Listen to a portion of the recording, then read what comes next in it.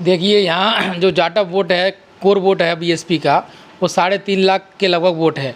और 3.5 लाख जिस जाति का वोट है, क्योंकि बहुजन समाज पार्टी का वोट 3.5 लाख वोट अगर यहाँ है, और जिस जाति का कैंडिडेट अगर बीएसपी उतारती है, मान लो कुशवाहा उतारती है, तो 3 लाख वोट कुशवाहा और 3 लाख वोट बहुजन समाज पार्टी के जाटव वोट, अगर ये दोनों ही वोट मिल जाते हैं और सर्व समाज में जब भाईचारा अगर इन्होंने पैदा कर लिया, जैसे अपर कास्ट में कुछ लोग हैं, बघेल हैं, जातिगत गुर्जर हैं, वो अन्य समाज के धाकड़ हैं, अन्य लोग हैं जो मुसलमान हैं, सभी लोग अगर मिलकर के पार्टी को वोट करेंगे तो मैं दावे से कह सकता हूँ मुरैना की बीएसपी सीट निकलेगी।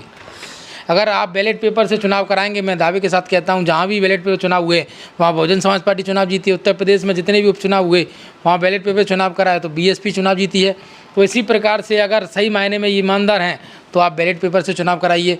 ईवीएम का सहारा लेकर के कहीं ना कहीं ये ईवीएम को हैक करके और पूरे देश में अपना परचम लहरा रही है। और कहीं ना कहीं अपन कहते हैं कि लोकतंत्र का चौथा हिस्सा जो मीडिया को कहा जाता है, आप जैसे कुछ पत्रकार जो अच्छे साबित हैं, जो सच्चाई को दिखाते हैं, लेकिन कुछ पत्रकार 2400 घंटे बीजेपी की लहर को दिखाते हैं। उनको गरीबों की परेशानियों को दिखाई नहीं देगी, गरीबों के साथ जो अन्याय। मैं निरंजन सिंह और आप देख रहे हैं आपके अपने चैनल बहुजन साथी को। दरअसल आपको बता दें, आज मैं मौजूद हूँ मध्य प्रदेश के जिला मुरैना में, और हमारे साथ मौजूद हैं बहुजन समाज पार्टी के जिला अध्यक्ष दीपेंद्र बौद्ध जी। लगातार 2024 के चुनाव का बिगुल बज चुका है। बहुजन समाज पार्टी अकेले दम पर चुनाव लड़ रही है।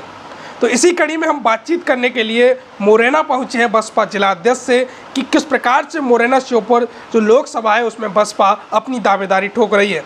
साथ ही आपको बता दें कि बहुजन समाज पार्टी मध्य प्रदेश चंबल में मिनी उत्तर प्रदेश, मध्य प्रदेश का जो उत्तर प्रदेश है उस चंबल क्षेत्र को मिनी उत्तर प्रदेश कहा जाता है। तो बहुजन समाज पार्टी काफ़ी मजबूत मध्य प्रदेश के चंबल क्षेत्र में मानी जाती है। तो कैसे बहुजन समाज पार्टी इस बार चुनाव जीतेगी, कैसे लड़ेगी, इस पर बातचीत करेंगे दीपेंद्र बौद्ध जी से। आइए हम बातचीत करते हैं। भाई साहब, पहले तो आपका स्वागत है। धन्यवाद निरंजन जी। क्या लगता है मध्य प्रदेश में चुनाव और पूरे देश में चुनाव है, बसपा की मध्य प्रदेश की जो मुरैना श्योपुर सीट है उस पर क्या रणनीति है?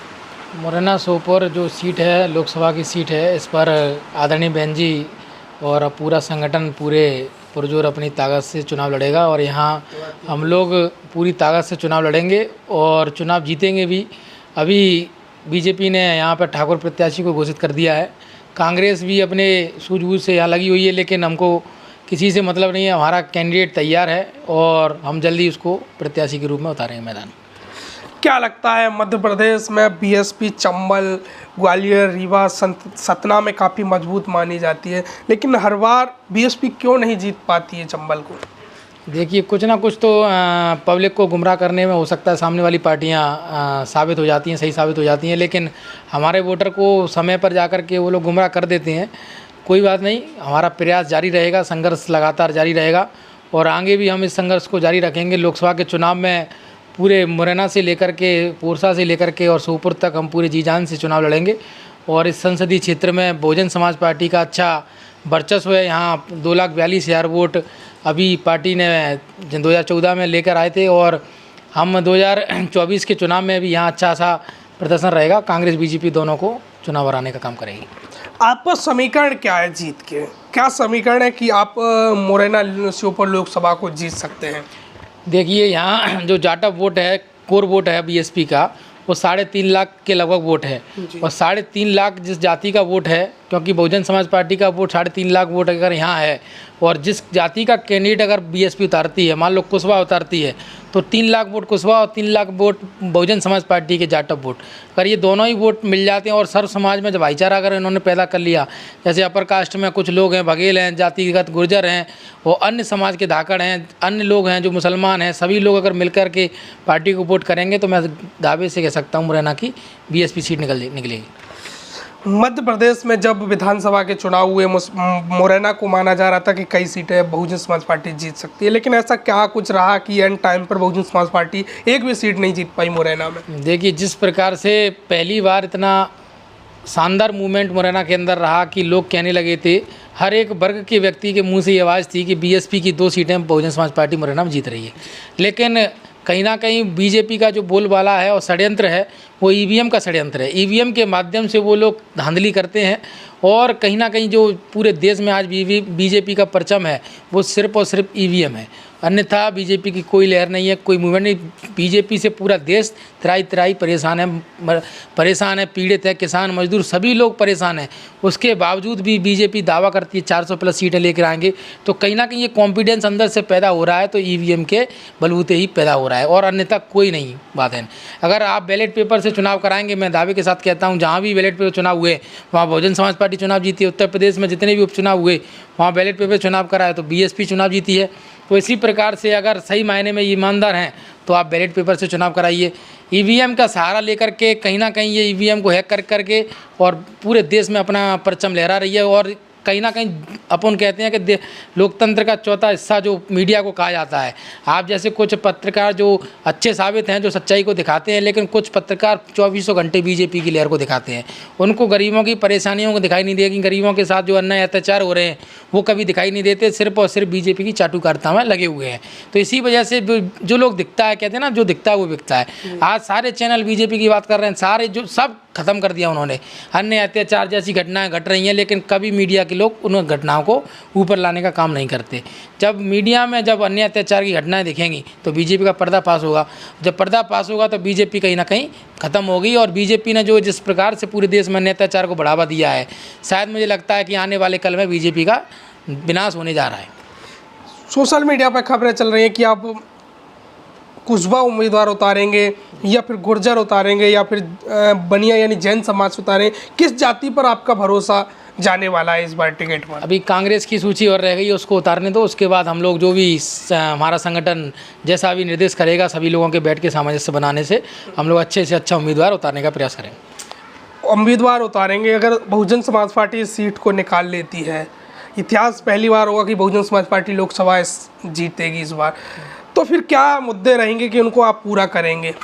देखिए, मुद्दे तो बहुत हैं जिनको पूरा करने की आवश्यकता है। आप लोग देख रहे हैं पूरे मुरैना से सोमपुर तक इस पूरे ज़िले के अंचल में जिस प्रकार से गुंडागर्दी चरम सीमा पर छाई हुई है।